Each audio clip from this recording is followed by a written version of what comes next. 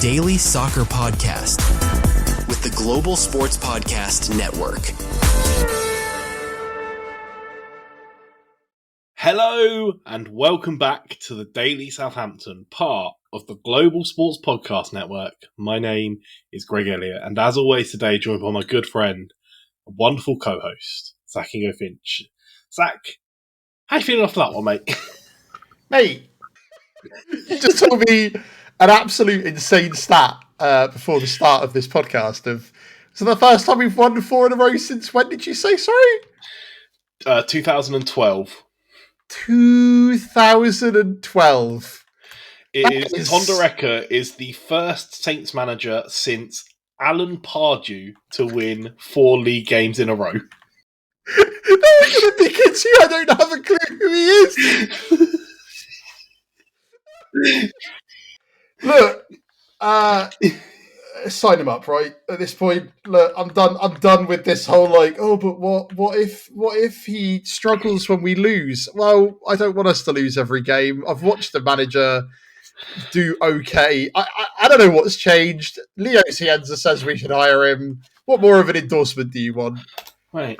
It's so much to talk about. Let's start with the negatives, right? Okay, sure. We only scored 3 and not 5. What's that all about?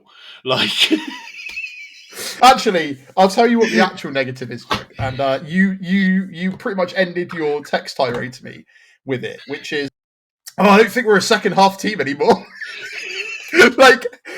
We are literally at a stage where, for the first time in, I don't know how long as a Saints fan, where the second half is a bit of just like a sort of jolly. We just got to kind of ride it out. Admittedly, they didn't help themselves. Unironically brought out Ole chance this evening. I just don't know. It's mad. It's the turnaround. I think the other random stat that I randomly text you, right, was that in 52 league games, it's like promotion, we'd won 4 times, and now we've just won 4 on the bounce. We've gone from flirting with relegation places in the championship to shooting right up the table. Yeah. And realistically now we're a couple wins off of playoff places again, which obviously isn't really where we want to be. But at the same time, it's just so much in the space of 2 to 3 weeks. And I remember you saying ages ago, maybe it just all needs to click. And I can't help but think that the endorsements that Tonda got today in the post-match was really good, right? Asking about what he's changed and them saying he has his own ideas, he's clarified, he's clear about what he wants, that they've tried to put a bit of an emphasis on set pieces and clearly that's working. We swapped out with defender and it just didn't matter. Admittedly,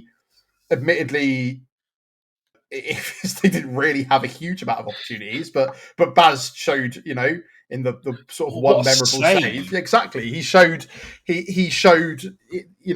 why he's currently in the team. And that was a positive thing for everybody as well.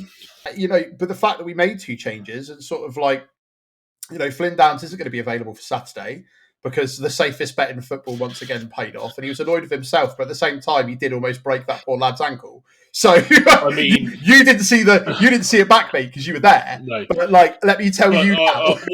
What I did feel, Zach, was the collective ooh from the entire northern end who thought that might be a red. The fact that it's only a yellow is quite lucky, to be honest. But no, it's just I can't. I don't know what's happened, but Azaz, a player that we have been, to be perfectly honest, and we'll put our hands up and say we've been critical since he has come into this team.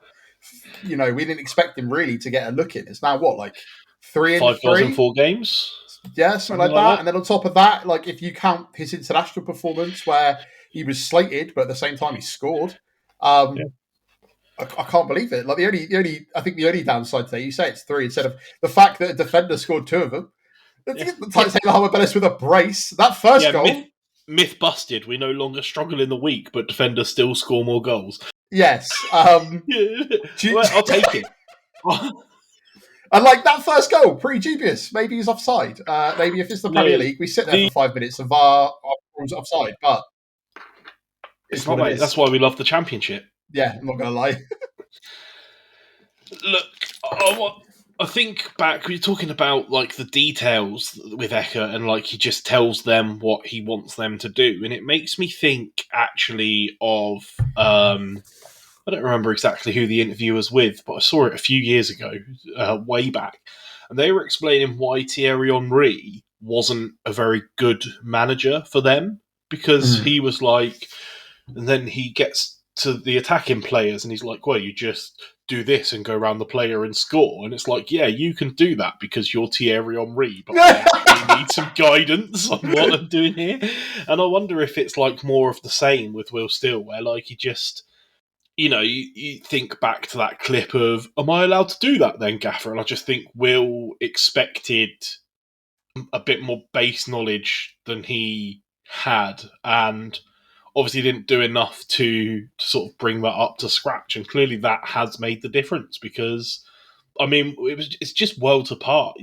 We're playing in such a way, like we're knocking it around at the back sometimes, and the difference is so visible to see, because once we're knocking it around at the back, there are actually players in front of the back line making movements and darting all over the place and creating spaces. And it's like, oh, it's just like we've been saying for 2 years. It's just finally clicked together. And I mean, Leicester just didn't have any answers for Cienza or Fellows, No, as not clearly even demonstrated slightly. by the And red like, card. I feel really bad for that poor lad. Like 18 first start. We've had that happen with somebody that started at 18 and was immediately sent off. I'm pretty sure it was the second 9-0 loss to Manchester United, Yeah. right?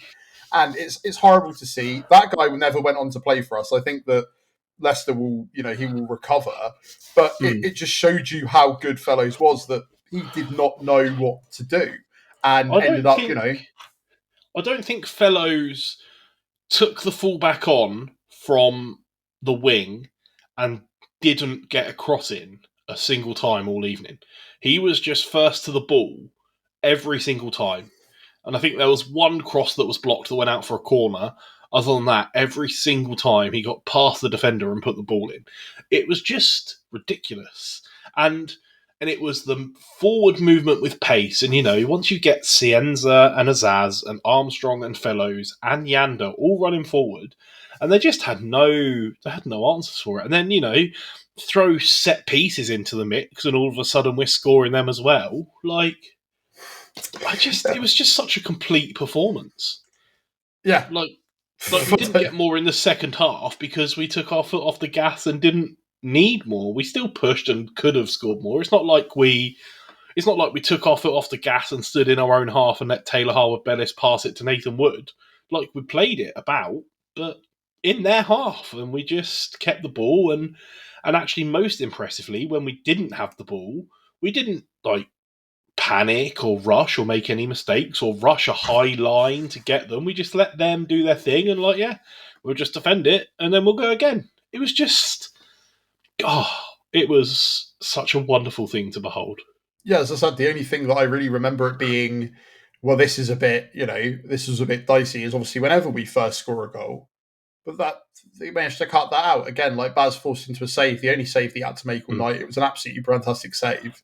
And then we proceeded to I was going to say, I can't even say somehow get another, because it's the work of Cienza and the work of Fellows and the work of Armstrong, despite not getting a goal. Again, I don't necessarily understand what has clicked, but by the sounds of it as well, like they can see all the work that Eckert's putting in as well. Like there's conversations around him potentially basically just eating 3 meals a day and spending all of his time at Staplewood, getting not even being able to enjoy his win on Saturday at Charlton because he's then immediately watching tapes back of Leicester play. And you do wonder if, I guess, throwing himself fully into the squad, well, how sustainable it is and this and the other, but the players have responded in kind. But yeah, maybe you are right. Maybe it is just the smaller things and the things that needed to be said that needed it to happen. And again, we just needed a slightly eccentric German man to come in and kick us into gear. Yeah, and it's no disrespect to Will Steele. Clearly, it just wasn't the right time, right team for him. And I was still, happy with his appointment early on, because if it now results in Eckert being hired permanently and then he goes on to do really well, we wouldn't have got to that stage if we'd ended up hiring somebody else and they did mediocre. Like, because, arguably what Will Still did wasn't even mediocre, because again, double the win rate in significantly less time, right? It's just outstanding. And again, like, there are some questions that probably need to be asked to the players as well, as to why they couldn't do this before and what's hugely changed. We're not going to know all the reasons.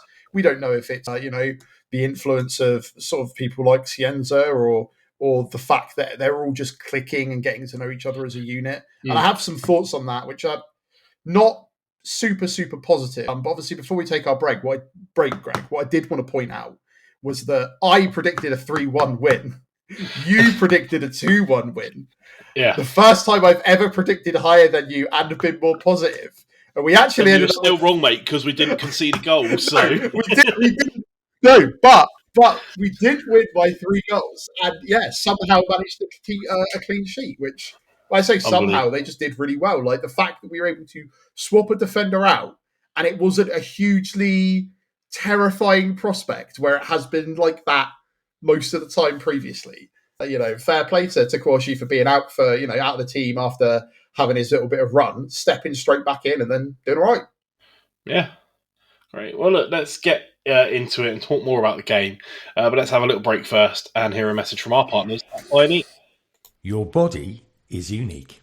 And Global Sports Podcast Network has partnered with Bioniq, the world's most personalised supplements. Bioniq provide 100% tailor-made supplements designed to deliver precisely what your body needs at exactly the right level to optimise your health. No guessing. So click the link in the show notes. Use the code GSPN2025 for 40% off your first month's subscription. Bioniq. Don't settle for off-the-shelf solutions made for just anybody. Get what's right for you right now. Your body is unique.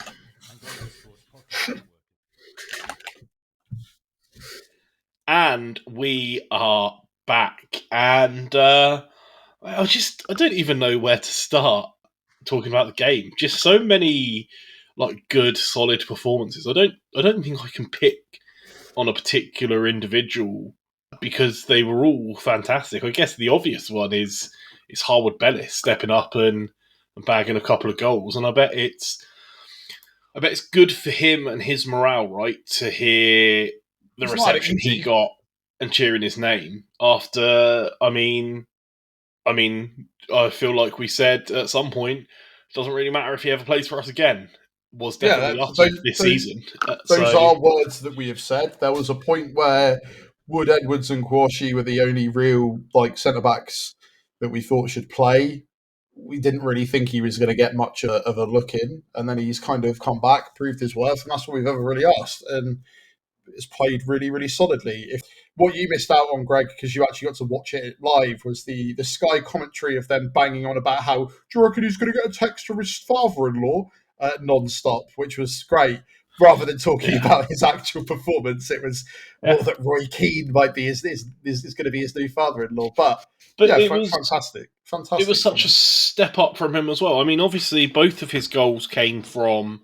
The first one was directly from a set piece. The second one was sort of indirectly from a set piece, I think. But also just throughout the game, his willingness to just step up, and the amount of times he was the one creating an underlapping run past Tom Fellows on the wing, and I'm like, this is just the fluid football that we've been asking for and wanting for so long. We're pushing up in places, we're moving about and dynamically switching positions and having everything covered. By the way, whatever new drills they're actually doing are working, because again, to be fair to him, he's always kind of tried that, and set pieces, he is always one of the ones that usually would get his head to it, right? And actually trying. Usually, it goes absolutely nowhere near the goal. It did a couple of times under Russell Martin, but to have that, obviously, and also it's clearly a part of their game that they've been working on. It's paid off. It's just mad to me that what has changed in the background, and obviously a lot of the training ground personnel have also changed, not just with Will Still's departure, but Lallana's kind of moved away. You know, we've lost a veteran in Cole Martin when he left. So those could be contributing factors. I don't know. But yeah, it's all either way. If it's just like Eckert leading the charge and being able to give them the confidence back in themselves, regardless of whether or not it's with some weird like hungry eyes BS on the training ground. Couldn't care less if that's what it is. But just to see him happy, happy to play football, enjoying football, and like I think that's like one of the first things the ACNs said in his post-match interviews. It's just like, yeah, we're just actually enjoying everything. Like we want to win more. We want to, you know, it's all clicking. It's just going in the right direction. And you're like, it's just all things that we've asked for and wanted to see from this team for so long. And it just kind of felt like, oh, what are we doing wrong? And we've been so close to it. And you know, if having this new young manager that's trying to grasp this job with everything he's got, you know, clearly believes in himself, and if that's what it's taken for them all to kind of step up, then that's fine. But yeah, when you're talking about overall performance, you're right. It's hard to pick individuals because everybody played their role tonight.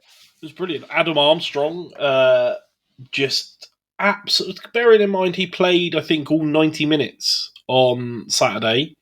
I can't remember for sure. I'm relatively sure Downs did a similar thing where he came on for him quite late on, but he did play the entirety of today. Yeah, he just ran and ran and ran and didn't stop at all for a single minute. It was just brilliant. And yeah, just all of them swarming forwards, the defenders not messing around with it for too long and finding the right passes. I mean, Manning passed it sideways one too many times for my liking, but I don't think that I can sit here and rightly have criticism once, you know, looking at the game and how it's gone. But it was just brilliant.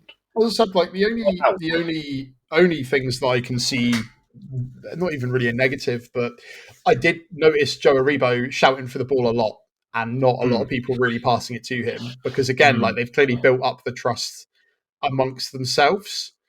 Because they are the ones that are doing, you know, it's like, well, would I rather pass to someone I know has recently scored a goal or somebody that is pretty much an unknown entity? And I could see him cutting quite a frustrated figure because he is now having to take that role of you come in the last 15 to 20 minutes of the game and just see it out, right? The same for Damien Downs, right? Like once again, I will say that his movement off the ball and the amount of times he's pointing for a through ball and making that run. I mean, I saw 6 or 7 times where he made the perfect move and just didn't receive the ball on the ball. And, you know, the problem is that he's coming on for 15 minutes of the game where, you know, we're not worried about whether we score another goal or not. No. We got just knocking the ball about. No one's really making that cutting pass. If he's on earlier in the game, maybe he gets that opportunity, but it's not a problem. Like they've still come on and done their job, like and done it well and held it out. You know, we weren't weaker when we brought them on. We still maintained control of the game and maintained possession plenty and pushed and you know, had a couple of chances and a couple of corners and oh man, I really wanted Harwood Bellis to get his hat trick. That would have been absolutely incredible. And like, but I just can't get over the contrast of the discussion we're having tonight to like 2-3 weeks ago. Like it is literally night and day, and it's like genuinely. There's me genuinely feeling, mate, like we might need to start preparing for what happens if we go down, or like if we get in a relegation dogfight. And now it's like, oh man, I really wish we were playing Pompey like next weekend. We'd just destroy them.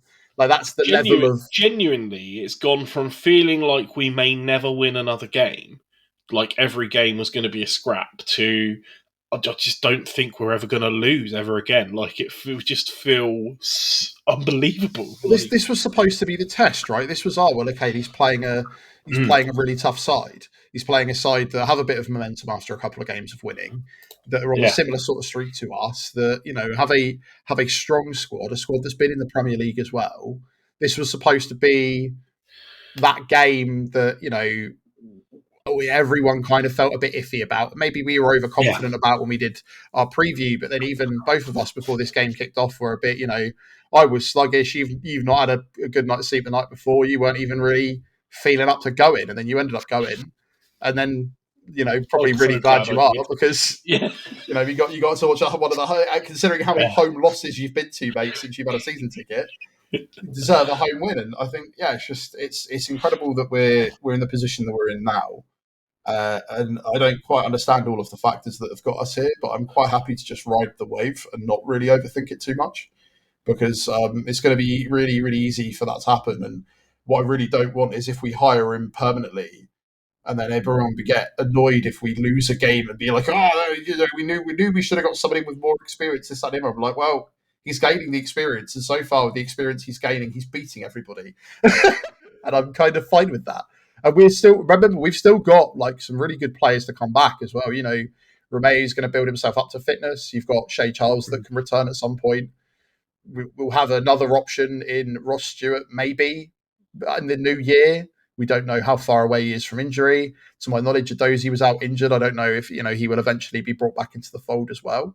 But then we've got all of a sudden these other extra players in like Cam Bragg sort of coming through, and Robinson sort of having his little goes at the end, and he had a pop. He didn't quite land where he wanted him for him, but it's just. He was brilliant when he came on. He stepped up and he just took over where Tom Fellows left off, and he had their fullback absolutely on toast. Like there was just, I feel so bad for the Leicester fullbacks because they just had no answers for any of it at any point in the game. It was just absolutely left for dead. It was It's just You think back to the Preston game and like Nathan Wood having to put an apology out. And you see where we are now, and it's just like, it turns out we've all just really, really, really needed that for a long time. And I only had to listen to the cries of 9-0 for a few times, mate, before it stopped being about Leicester, which was nice. So happy days. Right. Mate, I'm surprised, honestly, that on Sky Sports you didn't hear me screaming shoot at Taylor Harwood-Bellis every time he got on the ball. Like, to be fair, mate, I probably did. I don't know if you were the one that caused Leo Cienza to shoot completely off at one point. That was tried. At the other end of the ground, but there was a lot of cries for shoot as soon as he picked up the ball because that's the excitement he brings. You've got that feel-good story that we can just bring out every time. Like at this point, we can just do an episode on how much joy he's brought to the Southampton fan base in the few appearances he's had back-to-back so far this season. And, got another assist tonight for, again, an Azaz who we didn't think was that great, who suddenly now are eating our words. And do you know what? I'm so happy that we're eating our words on all these guys. And it turns out that, if these professional football players have the confidence to play professional football, mate, they can actually do the things they're supposed to do. And now we are where we are, which is a significantly healthier place than we were before. We're now sat in 11th.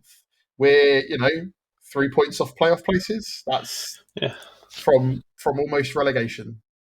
Crazy. Well, I've got another point I'd like to talk to you about, but sounds good. But let's have a little break first and have a message from our partners at Zencastr. Here at the Global Sports Podcast Network, we spent a lot of time selecting our delivery platform, and Zencastr came out the clear winner. With 4K video recording from your phone and AI editing that automatically removes all those ums and ahs, it's super easy to start a podcast that sounds great and is delivered efficiently. If you're ready to tell your story, check out the link in the show description and learn more about Zencastr. All right, mate. We talked about it briefly and sort of sung the praises of Joshua Kwasi for coming in and stepping into that defence. But we talked a lot about how lacking we were, and one of the main problems, right, was lacking leadership on the pitch. And tonight, we swapped out our captain, who is the most vocal player on the pitch, generally speaking. It has to be said. That is one of his strengths. And still stepped up and dealt with it. It just, I don't understand. Is it just that confidence that's kicked them into the gear? I will say that at one point, the the captain responsibilities of Adam Armstrong were called out by my sister-in-law, who of course I attended the games with, when at one point Cienza decided to square up to, I think it was to Ayu, who, to be fair, was about 2 foot taller than him. It was the most mismatched square up you've seen. And Armstrong was not interested in getting involved. He sort of slowly sauntered over from where he was as the captain to go over and get it dealt with. But like, is it just the confidence that's changed it? Like, where's this other leadership? Is it just Leo, like, just pulling the team up by their boots because that's just the person he is? What if everyone knows what they're doing and they're all doing it perfectly well? In my opinion, a leader at that point, if you set up your team or you set up yourself in a situation, like a lot of the time, leadership in all walks of life is kind of there to help you get through a crisis.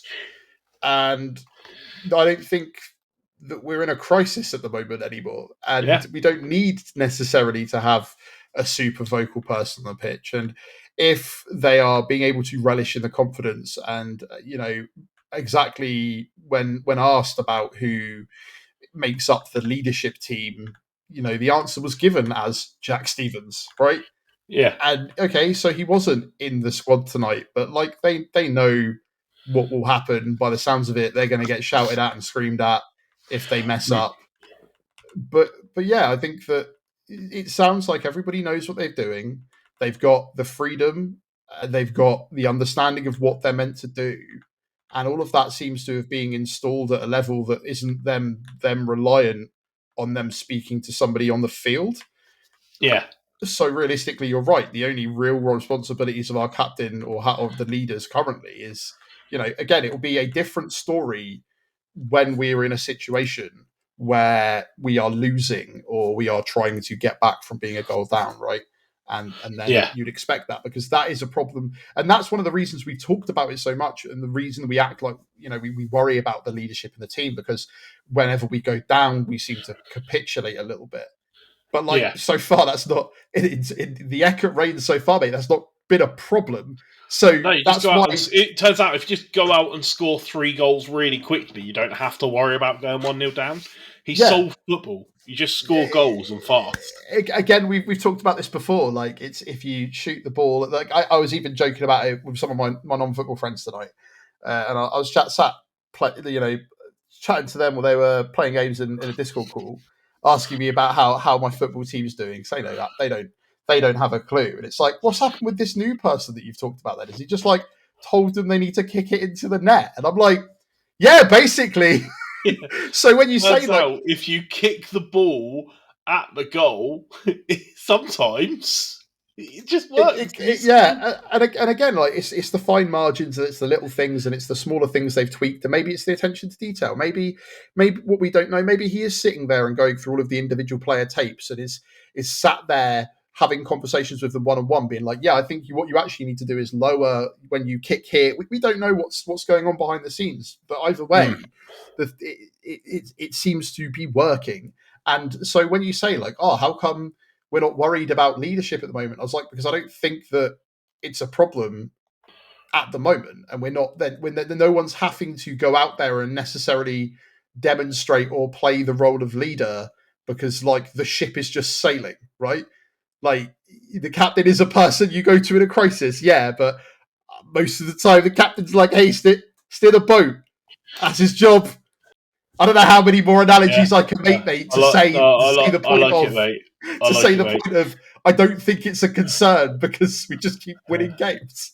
It will probably be a concern when we have a problem again, but not for the time being. So good. I'm laughing because I've just seen pop up on my feed the Saints social media team doing fantastic bits as always, where they've got a photo of a note being passed onto the pitch from Leicester, which just and they've gone, that went well, and they've edited the note to just say Mark Taylor Howard Bellis. Nice. Just incredible.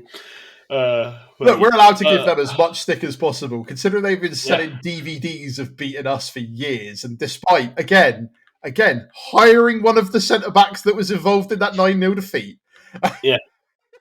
Yeah, I'm not really, And look, at the risk of us purely becoming the Let's Praise Leo Cienza show, which I'm all for. By the way, mate, I don't think it's just us. Like, No. Well, I mean, he's just been phenomenal for us. But I just noticed one small detail in the picture posted of him in the dressing room with his Player of the Match award from the EFL.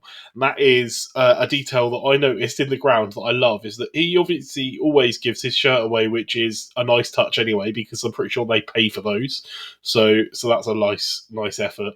But also, he always keeps the sign that the person asking for the shirt has given him. Like, he's in that picture of him in the dressing room with his Man of the Match trophy. It's just this sign that some kid has made for him. And it's just like such a small detail that's a nice touch that just goes to show how much of a good human he really is. Yeah, I think that's what it means. Like, he appreciates where he has come from to get to here. Like, it genuinely makes me remember, and this is going to be completely slightly off topic, Greg, but a way that I can empathise with this story properly is like years ago, my mum watching a documentary about Robbie Williams, and then like him getting a bunch of like fan made stuff, right? And then just like, like love hearts and we love you, Robbie and stuff, and just like smashing it to pieces. And it just kind of being at that point where me being like, I think I like Robbie Williams that much anymore. So, like, yeah, it really says a lot about a person that, he cares. He cares about the team. He's worked really hard to get to the position in football that he's in. He is receiving, plaudits and songs and everything that he's probably ever wanted in his career, that he, by the sounds of it, has started over many times to get here. He is now getting and deserves all of it because, and we should just enjoy it while it lasts. I don't know whether he's going to stay here forever and be a Southampton legend, or somebody picks him up, or he ends up going to Liverpool, or what. But like, I just want to enjoy as much time as possible with him being in a Southampton shirt. And, absolutely. That's where I'm at. Long may it continue. And one other thing that I have just remembered and thought of, I do have a negative to finish on, Zach.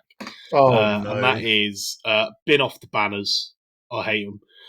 I stand right on the edge of it. I can't see anything. It ruins the day. Bin them off. There was a lot of worry that we had a light show tonight, and attendance. We did have a light show. Yeah, so there was a lot of like, ooh, us with a light show doesn't usually go well. Yeah. So I'm glad we busted some myths. It was not a particularly impressive light show. If anything, I took it as rubbing salt in the wounds of Sholing FC after their game got called off because of floodlight issues the other week. We have so many lights we can afford to do a little show with them, you're right. Look, I understand it. They just didn't want to do pyrotechnics in the middle of the week because it's expensive. That's fine. Yeah, it was fine. My kid liked it. I was ambivalent towards it. It was fine. I enjoyed my bovril while it was happening. So there you go. That's all that matters. It's at least we didn't. At least we're not doing the whole like reading out everybody's name BS. Right, that ended pretty quick. Yeah, so. Yeah, that was very short lived indeed. But it was good. It was good. What a night out! Regardless of the banner, regardless of the light show, a home win. That's all that really matters. The football is what matters. Maybe this is a lesson that we as a team are learning. We can only hope. Look, that's all we've got time for tonight for a nice late night recording. Zach, thank you so much for joining me, and thank you everyone for listening. What an incredible evening. Let us know your thoughts, feelings, opinions. Cannot wait to hear them in the comments or on the socials. We are on all of them. We are on X, TikTok, Blue Sky, Instagram, Facebook, YouTube, absolutely everywhere. Hit us up. We love hearing from you. I'll be back tomorrow to talk something football related while Zach jets off on holiday. But until then, come on, Saints. 5 in a row this weekend.